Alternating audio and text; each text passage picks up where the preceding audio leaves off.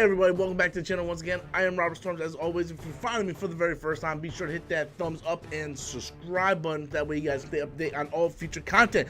So, Batwoman Episode 1 premiered this past Sunday.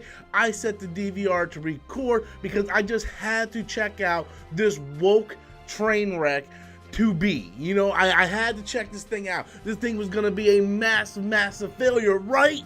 Right?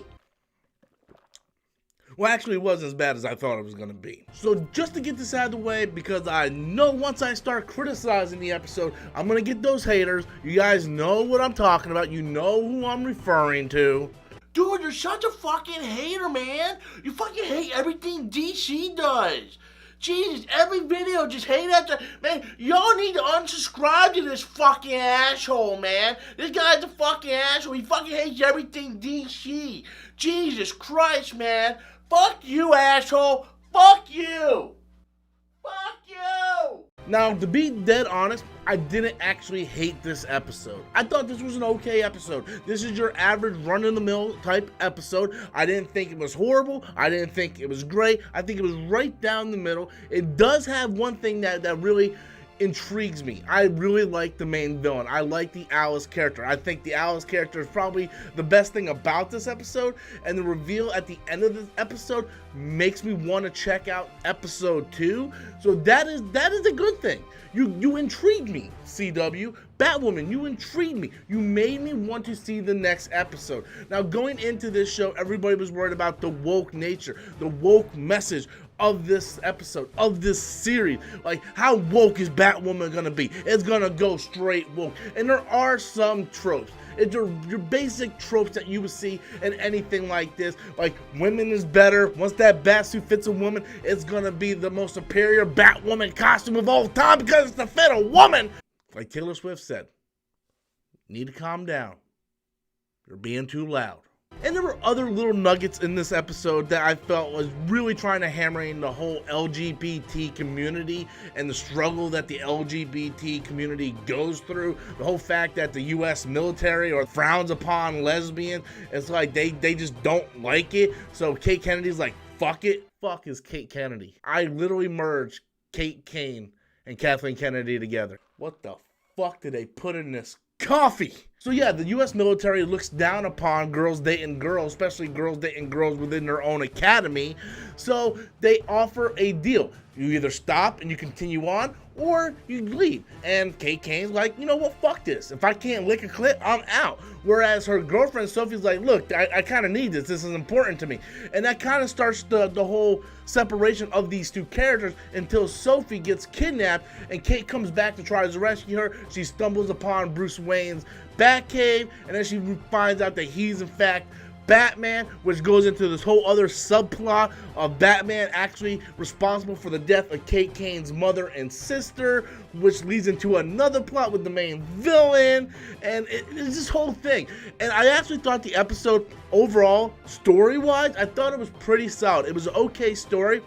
The problem I had with the episode, other than the fact of like the 2 or 3 woke moments that they actually do go out, like the really cringeworthy stuff, the things that I really had a problem with this episode is Ruby Rose. I gotta be honest with you. Ruby Rose, I did not like her in this episode at all. I just feel like, I don't know what she's doing. It's like, I'm not feeling any emotion out of her. It's like she can't act.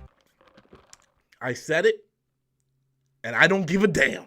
That's my personal opinion. I don't think Ruby Rose is the best actress to play Kate Kane or Batwoman. I think they could have found a much better actress who's basically an unknown to come in, fill that role. I look at Ruby Rose and I just don't see Batwoman. I don't see Kate Kane. I just don't buy the relationship she has with Sophie and her father and the struggle of losing her sister and mother. I just don't buy it. She has no emotion at all. Like, I just don't see any emotion on her.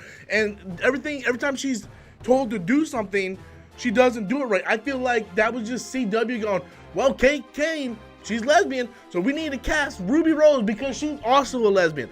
Newsflash, you don't have to cast a lesbian to play a lesbian. It's called acting. I mean, correct me if I'm wrong, I don't think Heath Ledger and Jake Gyllenhaal were real fuck buddies before Brokeback Mountain, right?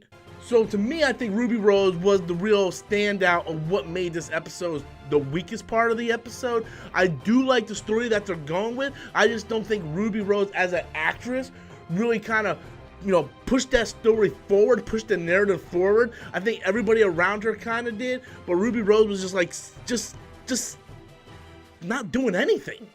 I left the episode going, well, I'm intrigued. I want to see what happens in episode 2. I want to see what's going to happen between Kate and Alice. I want to know what's going to happen.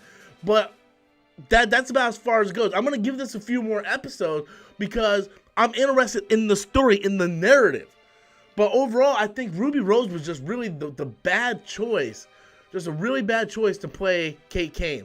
I think you would have been much better off if you just went and got an unknown. But I do realize the business aspect of it, hey, Ruby Rose, she's a lesbian. This is great for marketing. We're going to get a lesbian to play a lesbian. Plus, Ruby Rose is very well known, so that's going to bring in another demographic of people who aren't interested in Batwoman just to come in and see Ruby Rose. So I understand the business aspect of it, but at the same time, you need to cast the best person for the part.